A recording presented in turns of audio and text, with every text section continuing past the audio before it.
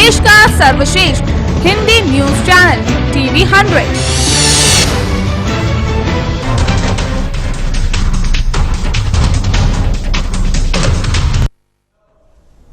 नमस्कार, मैं हूं गिरीश खड़ायत।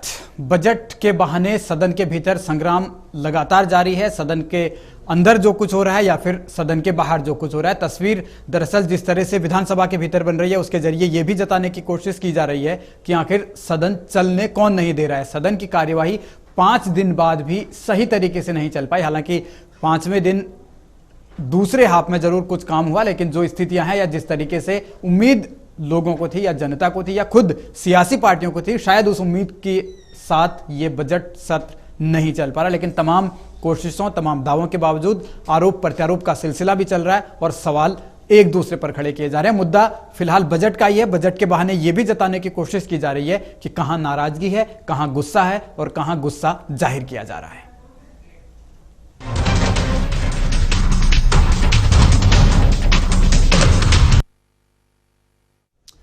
बजट को लेकर बहुत सारे सवाल हैं। भले ही बजट को सरकार कह रही हो आम आदमी के हित का है, जनहित का है, लेकिन दूसरी तरफ विरोधियों ने पहले ही सवाल खड़े कर दिए थे। इसे विकास विरोधी बजट बताया था। दूसरी तरफ बजट के बहाने सदन के भीतर सवाल खड़े किए गए। सवाल इस तरीके से खड़े किए गए कि एक दूसरे पर अब ये लांछन लगाने की कोशिशें हो रही हैं कि सदन की कार्यवाही में अगर कोई रुकावट डाल रहा है तो वो सत्ता पक्ष से है या फिर वो विपक्ष से है। दोनों एक दूसरे पर कीचड़ उछाल रहे हैं, लेकिन सवाल इसी बात का है कि इसके जरिए समाधान की क्या कोई उम्मीद है, क्या आगे रास्ता निकल पाएगा। और जिस तरीके से एक के बाद एक मुद्दे उठाकर या सवालों के जरिए सरकार को घेरने की कोशिश हो रही है, दूसरी तरफ सरकार की तरफ से जो बातें कही जा रही हैं उनसे क्या संकेत मिलते हैं, ये बड़ा सवाल होगा।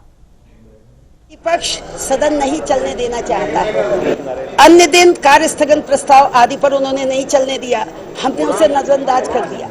लेकिन बजट जैसा महत्वपूर्ण डॉक्यूमेंट जो जनहित में था, जिसमें उनके सुझाव अत्यंत महत्वपूर्ण थे, जिसमें उनका सहयोग जरूरी था, किसी बजट के मुद्दे को न लेकर अपने मुद्दे को लेकर वो वेल में आ गए और उन्होंने मुझे जोर जोर से बजट के लिए चिल्लाना पड़ा और बमुश्किल मैं अपना बजट पूरा कर पाई। वो तो चाहती हैं कि सदन चले ही नहीं।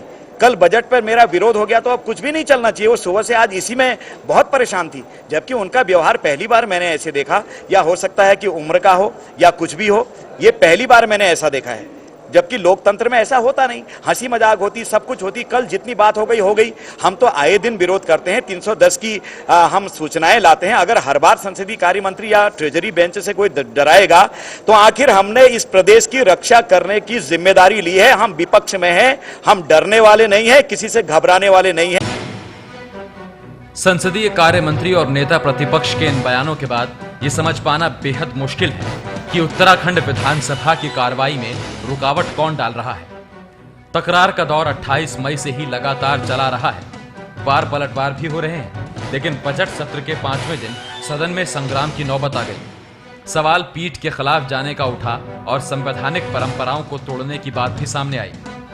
विवाद इतना बढ़ गया कि मसला माफी मांगने तक पहुंच गया, लेकिन सत्ता पक्ष और विपक्ष दोनों ही अपने अपने रवैये पर अड़े रहे। ये भाषा का प्रयोग कभी चेयर के लिए नहीं किया जा सकता। चेयर पर अगर हमला करेंगे, हमारा दायित्व है संसदीय कार्य जानने के नाते कि हम उसे टोके और रोके।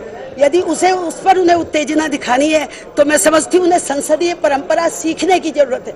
उनके पूर्व मुख्यमंत्री भी हैं, नेता प्रतिपक्ष भी है और मंत्री भी रहे, तो उन्हें संसदीय परंपरा की ट्रेनिंग लेनी पड़ेगी। मेरे लिए दुखद है। नेता प्रतिपक्ष किसी चीज में माफी नहीं मांगेंगे। किसी चीज में संसदीय कार्य मंत्री को माफी मांगनी है सदन में। जो व्यवहार उन्होंने आज विपक्ष से किया है, यह रिवाज होता है। जब नेता प्रतिपक्ष खड़े होते हैं तो सदन का जो सामने ट्रेजरी बेंच होती, कोई भी है वो बैठता है। यहां तो कोई है ही नहीं, कुछ भी कहीं पर भी नहीं है। नेता सदन या नेता प्रतिपक्ष दोनों पर यह बात लागू होती है। इतनी बड़ी संसदीय ज्ञान की ज्ञाता और वो इस तरह की बात करती हैं। तलखी दोनों तरफ है, लेकिन सवाल इस बात का है कि सदन में संग्राम ही होता रहा तो काम कब होगा। बहरहाल विरोधियों की नाराजगी इस बात पर भी थी कि सरकार के मंत्री किसी भी सवाल का जवाब देने में नाकाम है। इसके जरिए विपक्ष ने समूची सरकार को कटघरे में खड़ा भी किया।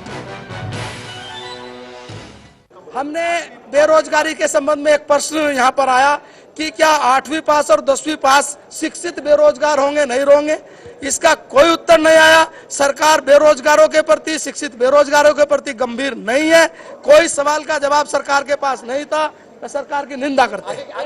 ये तो आंकड़े बिल्कुल सही है, उसमें कार्ड अलग अलग नहीं है, वो दोनों मिला के सही है। उनका हमारा जो आंकड़ा है वो सही है, उसमें कालसी भी सम्मिलित है ना। वो तो एम्प्लॉयमेंट एक्सचेंज देहरादून में कालसी भी सम्मिलित है, तो दोनों को मिला के वो आंकड़े सही है बिल्कुल। मंत्रियों के बहाने विपक्ष ने सत्ता पक्ष को घेर लिया, लेकिन सरकार इससे भी बचती रही। बजट के बहाने भी जमकर बयानबाजी हुई और एक दूसरे पर तीखे तीर छोड़े गए। कहीं से कहीं अवमानना नहीं करी है। संसदीय कार्य मंत्री जी ने लोकतंत्र के खिलाफ जो व्यवहार आज सदन में किया, उनको गुस्सा था कि कल उनके बजट भाषण के समय विपक्ष ने विरोध किया। उनको जो प्रश्न का उत्तर देना था, उन्होंने कहा मैं नहीं देती हूं, जो कुछ करना है कर लो। तुमको नैतिक कोई वो नहीं है, आपके ऊपर नैतिक आधार नहीं है कि आप प्रश्न पूछ सकते हैं, क्योंकि आपने कल मेरे बजट भाषण का विरोध किया। और ये स्वस्थ प्रजातंत्र में इससे खतरनाक बात कुछ है ही नहीं। तेवरों की तल्खी के बीच सदन के भीतर संग्राम होता रहा। कार्रवाई ना चलने के लिए विपक्ष ने सरकार को जिम्मेदार बताया, तो सत्ता पक्ष बीजेपी पर बरसता रहा। यानी जनता के सवाल सवाल ही रह गए और सदन में सिर्फ सियासत ही हावी रही।